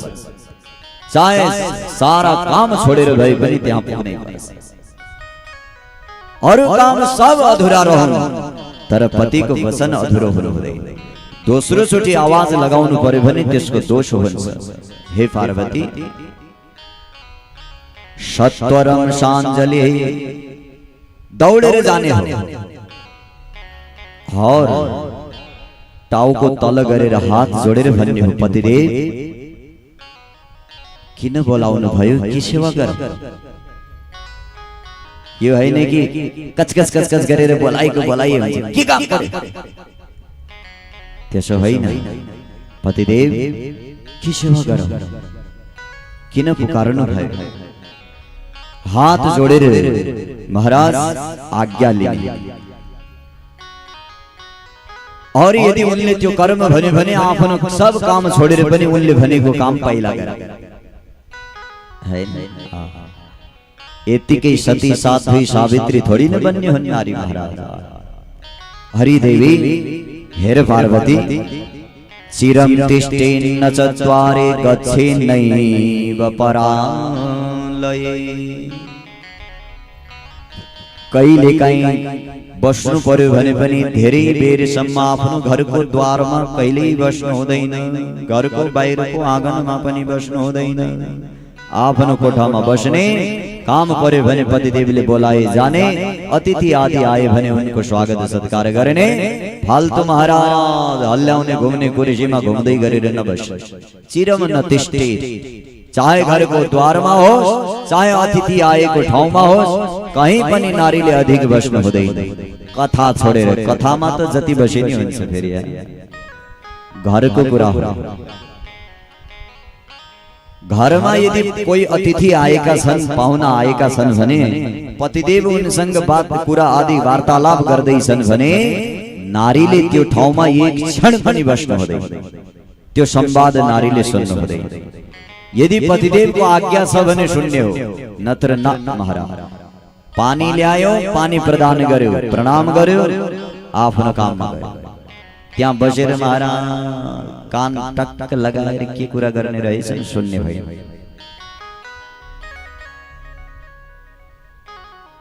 और अधिक देरसम्म त्यहाँनिर उभिने पनि भएन। दियो पुनः आफ्नो प्रकोष्ठमा जाने। अतिथिहरू आएका छन् भने त्यहाँनिर पतिदेव वार्तालाप गरिरहेका छन् भने नारीले त महाराज जवान खोल्नु पनि हुँदैन, बोल्ने कुरा त टाढै हो। बिल्कुल शान्त रहनुपर्छ। न गच्छे तीर्थयात्रां वै पत्याज्ञां न विना क्वचे। पतिदेवको आज्ञा लिए बिना तीर्थ यात्रा पूजा पाठ आदि पनि गर्न जानु हुँदैन। जहाँ जानुहुन्छ एकचोटि पतिदेवलाई सोध्नुपर्छ, पतिदेव म पूजा गर्न जाँदैछु, तीर्थ आदि जाँदैछु, जाउँ कि नजाउँ। पतिदेवले जाऊ भने जाने हो, नाइ भनेपछि थपक्क बस। महाराज दूरतः वर्जये साही समाजोत्सव दर्शन। कहीं उत्सव आदि समाज आदि विवाह पार्टी फंक्शन बजार जानु पर्यो भने पति बिना एक्लै नारीले कहिल्यै जानु हुँदैन, साथमा पति अवश्य हुनुपर्छ।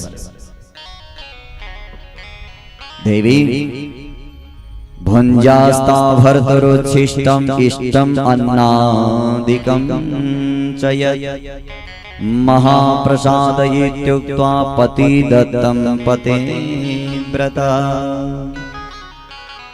पतिदेवले जे भोजन आदि दियो त्यसलाई प्रसाद सम्झेर ग्रहण गर्ने। न कि महाराज 9 गेडी किन्दे 10 गेडी किन्दे ती जाउँदैछ साडी किन्दे होइन। जे पतिदेवले दियो त्यो प्रसाद सम्झेर ग्रहण गर्ने, पतिदेवबाट याचना नगर्ने। न पतिदेवले आफ्नो इच्छाले दिए भने ठिक छ, नत्र जे छ त्यसैमा मस्त रह। पार्वती अविभज्य न शासनीया देव पितृ तिथौ तिथि स्वपेह। जीवनमा नारी नै घरकी प्रधान हो। नारीले के गर्नुपर्छ सुन। घरमा पतिदेव कहिले नहुन सक्छन्, टाढा गएका हुन सक्छन्। कुनै नयाँ चीज घरमा यदि कसैले दियो भने त्यो वस्तु सबलाई बाँड्नु पर्छ। आफन्त बन्धु बान्धव भले पतिदेवले बाँड्न नसक्लान्, घर बनाउने नारीले हो, बन्धु बान्धव बनाउने नारीले हो, इष्ट मित्र बनाउने नारीले हो। नारी घरमा ठीक भइन भने कोही इष्ट मित्र हुँदैन। है फलाना की बुढी त गयो कि क्याउ क्याउ क्याउ क्याउ गर्छ, बेकार हो। कोही पाहुना पनि आउने वाला छ। बन्धु बान्धव मित्र आदिको स्वागत सत्कार। घरमा कुनै पनि वस्तु नयाँ वस्तु आयो भने महाराज अविभज्य न चास्नीया, त्यसको सबको भाग नलगाएर कहिले खानु हुँदैन। नारी सब परिवारको बन्धु बान्धवको छेउछाउ वाला सबलाई बाँटेर खानुपर्छ।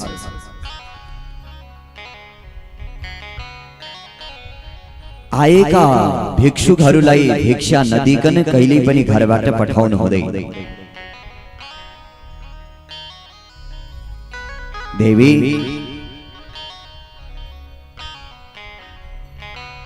सुखितम दुखितम वापि पतिमेकम न लङ्घै। जीवनमा सुख होस् चाहे दुख होस्, नारीले पतिलाई कहिल्यै पनि त्याग्नु हुँदैन। हरिद्रा कुमकुमं चैव सिन्दूरं कज्जलादिकं। नारीले सदैव सिन्दूर लगाएर बस्नुपर्छ। केश संस्कार कवरीकरण कर्णादि भूषण आभूषण धारण गरिराख्नुपर्छ। और नरजज्ञा न बन्धज्ञा तथा श्रमणया न सह।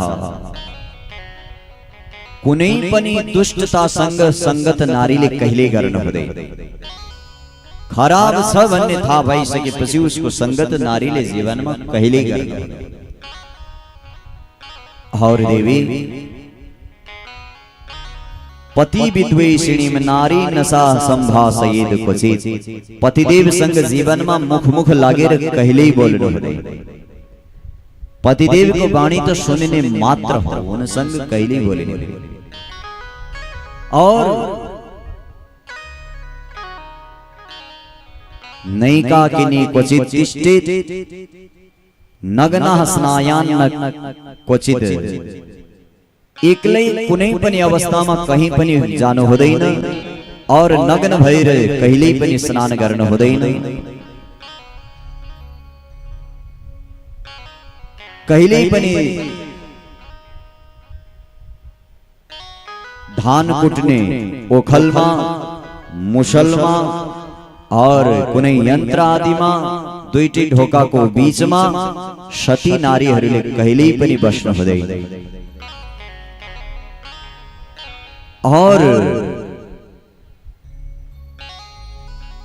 सर्पिर लवण तैलादि क्षयेपि च पतिव्रता पतिम नास्ति न ब्रूयात्। आहा, घरमा नुनडा सिद्धियो भने पनि पतिदेवलाई सिद्धियो नभन्नु है। जे छ त्यसमा सन्तुष्ट रहनु। उक्ता प्रत्युत्तरम दद्यात् या नारी क्रोध तत्परा। जुन नारीले पतिदेवले बोलिने बेला प्रत्युत्तर दिएर क्रोधित हुने गरेछे ती नारीको पनि कल्याण सम्भव छैन। उच्चासनं न सेवेत न व्रजेत दुष्ट सन्निधौ। पतिको भन्दा उच्च आसनमा कहिल्यै बस्नु हुँदैन। और अपवादम न च ब्रूयात् कलहम दूरतस्त्यजेत्। महाराज पतिदेव संग झगडाको त कुरा परै जाओस्, जोरले पनि बोल्नु हुँदैन। टाढै छोडिदिनु पर्छ त्यसलाई। गुरुणाम सन्निधौ क्वापि नोचैर ब्रूयान् न वै हसे। बंधु बांधव अतिथि गुरुवर को कोई पनि आएका भए उनको सामने न जोरले हाँस्ने महाराज न त जोरले बोल्ने बरु अतिथि गइसकेपछि बोल्ने हैन थोरै अतिथिको सामने धेरै महाराज हाँस्नु पनि राम्रो मानिदैन जोर जोरले बोल्नु पनि राम्रो मानिदैन मितम ददाति जनकः मितम भ्राता मितम श्रुतः अमितस्य हि दातारम भर्तारम पूजयेत् सदा यो संसारमा थोरै सुख पिता दिने हो थोरै सुख भ्राता दिने हो परन्तु सुखको सागर पति हो पार्वती त्यसैले पतिको नै नारीले पूजा गर्नुपर्छ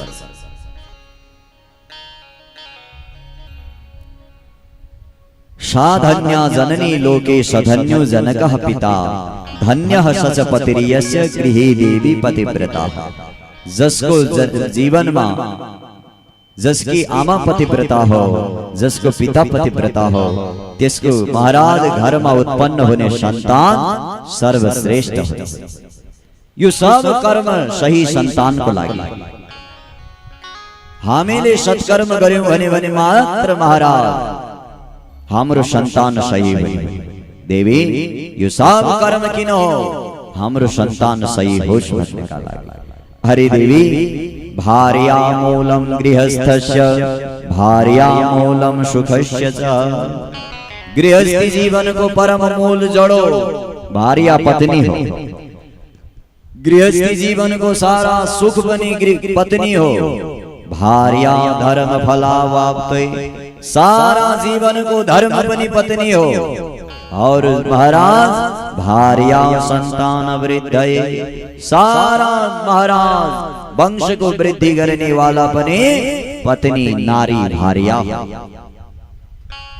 नारी होए न बने न धर्म होने हो न वंश होने हो और महाराज न गृहस्थ होने हो न सुख होने हो कई होने वाला से ये सब प्रदान करने वाली नारी हो देवी त्यसैले नारीले आफ्नो स्वभाव कहिल्यै छोड्नु हुँदैन देव पितृ तिथि ज्यादि नाभार्य कर्मचारहति देव पितृ आदि को आराधना को साथमा आफ्ना पति को सेवा सदैव गरिरहनु पर्छ जाऊ देवी पराय घरमा गइसकेपछि गर्नुपर्ने नारीका कर्तव्यहरूको हामीले विस्तारपूर्वक वर्णन गरेका छौं पार्वतीले हात जोडेर महाराज सारा देवीहरूसँग अङ्कमाल गरेर भन्न थाले हाय राम सहेली सखी हो यो आरती अब दोबारा कल्ले दे राम राम भोलिदेखि म पराई घर म बस्ने हूँ अब हजुरसँग भेट कसरी हो आज का दिन सम्म बिताएका सारा खुशी का पल सब बिर्सिनु देवी हो मैले हुर्काएका मेरा माइतका वृक्ष लता पता मलाई हेरेर बाँच्ने वाला चरा सुरुङ्गी मेरा वृद्ध माता पिता र मेरो वियोगमा रोइरहेका होलान् त्यसैले हाय देवी जसरी मलाई सम्झाउनु भयो त्यसरी मेरी माता मेनालाई मेरा पिता पर्वतराजलाई सम्झाउनु जीवनमा छोरी जन्मेपछि पराई घर दिनै पर्छ यो संसारको रिधो चिन्ता नलिनु म पराई घर गएर मेरा माता पिताको शिर तल गर्ने छैन सदैव माता पिताको कीर्तिको लागि जुन पति धर्मको वर्णन हजुरले गर्नुभयो हे नारी हो त्यो सारा कर्ममा परिपूर्ण रूपले गर्ने छ त्यसैले हे देवी हो जाऊ अत्युच्चै रोदनं चक्रे संश्लेष्य च पुनः पुनः पार्वत्या पिरुरोदैचै रुच्चरन्ति कृपा पार्वती तो महाराज सारा ब्राह्मण पत्नीहरूको गला समातेर रुन थाले छुटाउन कोही नसक्ने भए हाय राम पार्वती भन्छन् यदि म मेरी माताको सामने रोएकी भए मेरी माता कति चिन्तित हुन्थिन् होली मेरी माता पनि कति रोइरहेकी होलिन् मेरो विवाहको बिदाईको समयमा मेरो विरह देख्न नसकेर मेरा पिता बिदाईको समयमा देखिएनन् आज मैंने घर छोड़ने बेला पिता को मुख देखिन, हाय राम मेरा पितालाई भन्नु सर्वा सर्वदुर नार्य सर्वमासी दीजन। बोलदा बोलदे पार्वती बेहोश भई रोई रही, स्तब्ध भई, दांत बंद भई, श्वास रोकी न थाले। स्वयं रुरोध योगीशो गच्छन् निकान्य परः। सारा जन्ती में आएका जति पनि थिए छुटाउन छोडेर सब महाराज धर धर रुन थाले। हरि राम यो विरह राम राम आपनी सहेली साथी संगी संग महाराज। हरि राम रुरोद मोहनं वत्सां कृत्वा स्ववक्षसे। मैले लालन पालन गरेका गायका बाछाहरू, मैले लालन पालन गरेकी गौमाताहरू, मैले भित्रबाट बोल्ने बित्तिकै आवाज गर्ने गर्थिन्। अब तिनी खोज्दै होले नि यो कहाँ गई, हाय राम उनलाई कल्ले सम्झाउने छोरीको भाग्य यस्तो हुन्छ। के गर्ने महाराज, छोरीको जन्म पाएपछि सारा जन्म घर छोडेर पराय घर जानु पर्छ भन्ने ती पशुहरूलाई के थाहा, ती जंगलका वृक्षहरूलाई के थाहा। त्यसैले हे देवी हो तिनीहरूको पनि सेवा गर।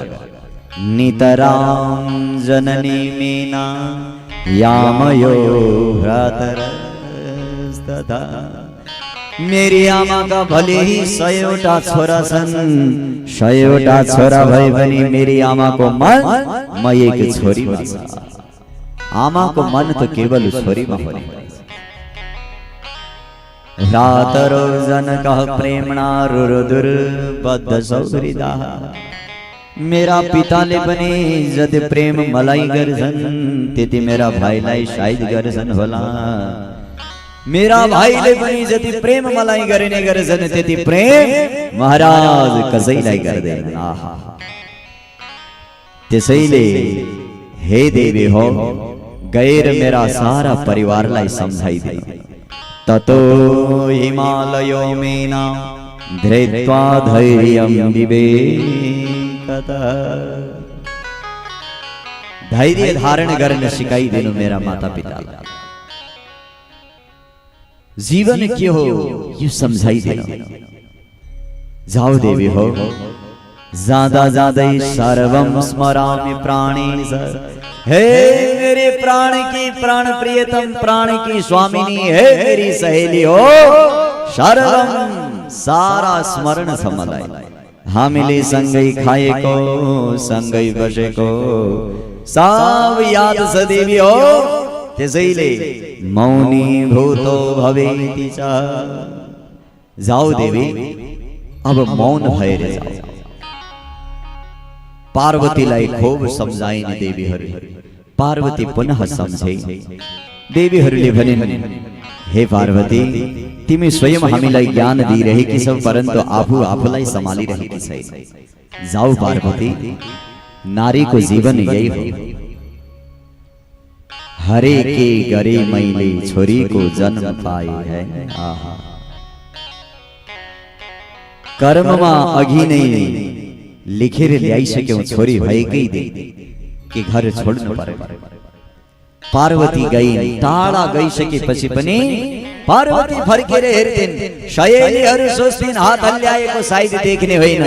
महाराज दुपट्टा उठाएर हल्ल्याउँथिन्। हेर हे हामी तिम्रो बाटो हेरी बसिरहेकी छौं, फेरि फर्केर आउनु है पारो, फेरि फर्केर आऊ। महाराज टाढाबाट आफ्ना वस्त्रहरू समेत निकालेर पार्वतीलाई देखाउँथिन् कि देवी हामी बाटो हेरेर बसिरहेका छौं। उताबाट पार्वती पनि वस्त्र उठाएर भन्थिन्, आफ्नो दुपट्टा उठाएर भन्थिन् देवी हो म पनि उत्तिकै याद गरिरहेकी छु। हेर हेर महाराज यतिकैमा सूर्य अस्त भए झैं विवाह बराती लगेर जान्छन्। उता पार्वती रुन्छेन यता देवीहरू रुँदै फर्केर पुनः आफ्नो आफ्नो स्थानमा आउँछन्। यो दिव्य विवाह प्रसङ्गलाई विश्राम प्यारे बाँकीका कथा शेष चर्चाहरू भोलिको सत्रमा विस्तारपूर्वक श्रवण गर्नेछौँ। धुमधामसँग भगवान शङ्करको विवाह अब महाराज कैलाशमा गइरहेको छ। सब हामी भोलि कैलाशको त्यो दिव्य धुमधाम विवाहको कथा श्रवण गर्नेछौँ। पतिव्रता नारीले के गर्नुपर्छ, शिव पुराणमा महाराज यति उत्तम कुराहरू लेखेका छन्, यसलाई सबले जीवनमा अंगीकार गर्नुहोला भन्दै आजको यो दिव्य विषय सत्रलाई विश्राम। आउनुहोस् दिव्य आरतीमा सबै जनाहरू शरीक बनौ। एउटा मिठो भजनको साथमा आनन्दित हुँदै सबै जनाहरू आरतीमा शरीक हुनेछौँ। कृपया आरतीको लागि हाम्रो वरिष्ठ उद्योगपति श्रद्धेय व्यक्तित्व समाजसेवी स्वनाम धन्य श्रीमान ओम प्रकाश अग्रवाल ज्यूलाई स्टेज तर्फ ल्याउने वातावरण गरिदिनु होला र सबै जनाहरू उठेर आरतीमा शरीक भइदिनु होला भन्दै आउनुहोस् एउटा सुन्दर भक्ति संगीतमा अग्रसर हुनेछौँ। बोलो भक्तवत्सल भगवानको।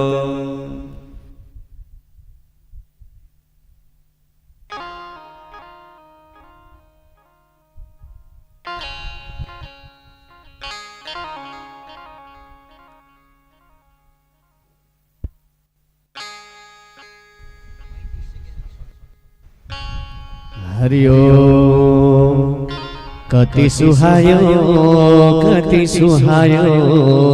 शिवजीलाई पार्वती कति सुहायो, कति सुहायो शिवजीलाई पार्वती कति सुहायो, कति सुहायो शिवजीलाई पार्वती कति सुहायो, कति सुहायो शिवजीलाई पार्वती कति सुहायो, कति सुहायो हेरा कति सुहायो शिवजीलाई पार्वती कति सुहायो, कति सुहायो शिवजीलाई पार्वती कति सुहायो।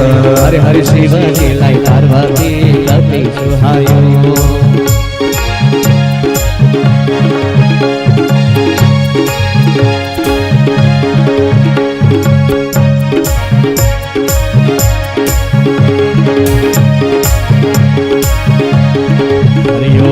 कति सुहायो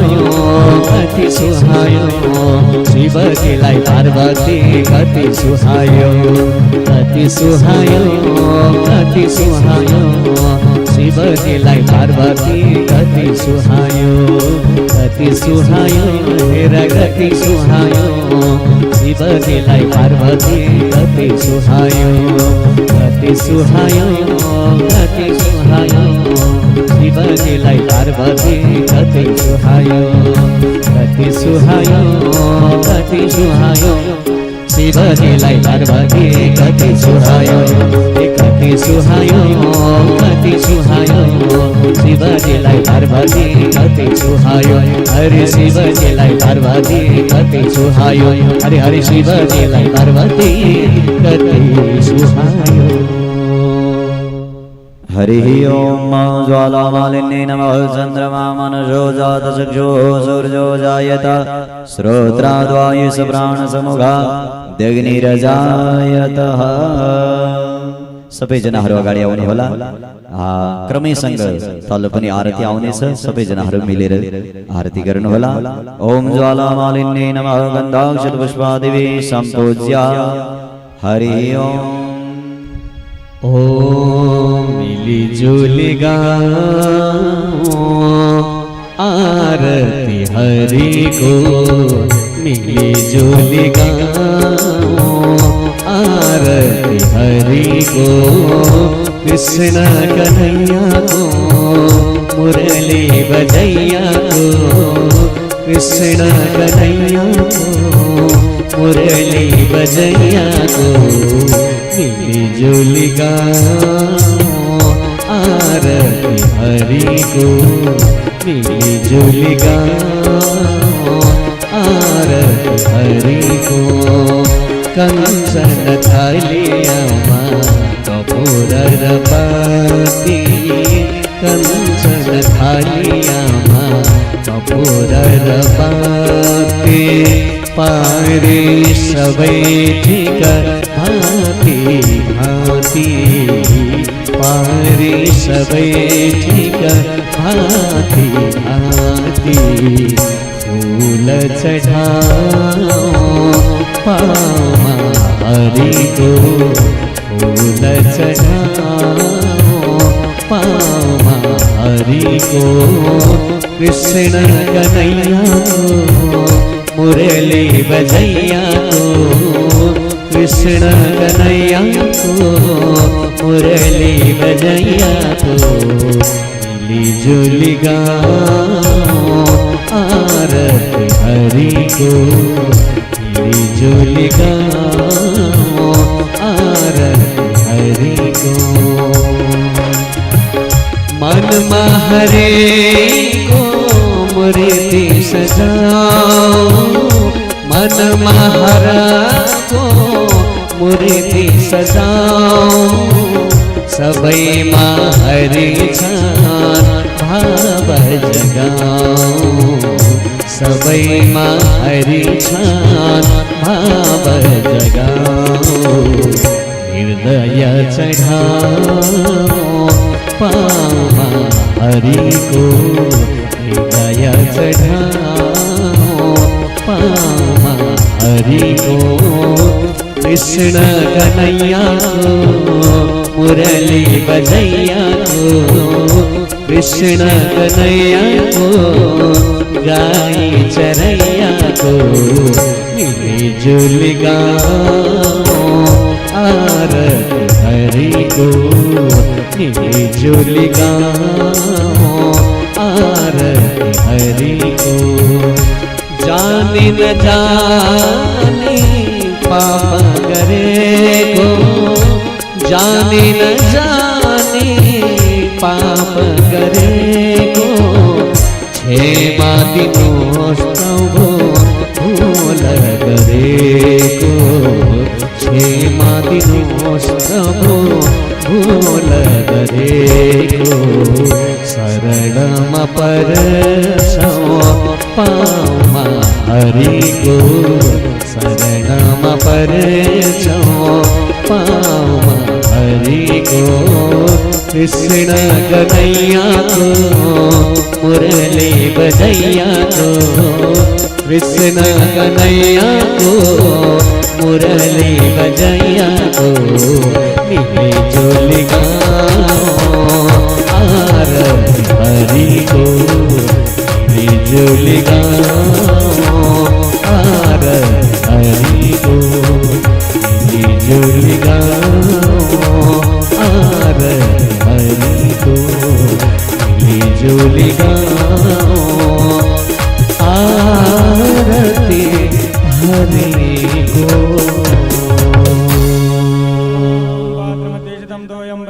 शङ्करोपरियङ्गलग्नमनुष्याणां सर्वं पापं विभूति हस्ते पुष्पाणि कृत्वा मन्त्रेण मन्त्रपुष्पाञ्जलिः ॐ जीवन्तिकावकलजं वटवाटलाब्जे पुन्नागजातिकरवीररशालपुष्पै बिल्वप्रवालतुलसीदलमञ्जरीवे स्वां पूजयामि जगदीश्वर मे प्रसीद नानासुगन्धपुष्पाणि यथा कालोद्भवानि च पुष्पाञ्जलिर्मया दत्तं गृहाणां परमेश्वरः मन्त्रपुष्पाञ्जलिं समर्पयामि देवलोषितिदादा गणपति भगवान को लक्ष्मीनारायण भगवान को उमा महेश्वर भगवान को सियापति रामचंद्र भगवान को शालिग्राम भगवान को पूज्य व्यास जी महाराज को आज को आनंद को ओम नमः पार्वती पतये हर हर महादेव।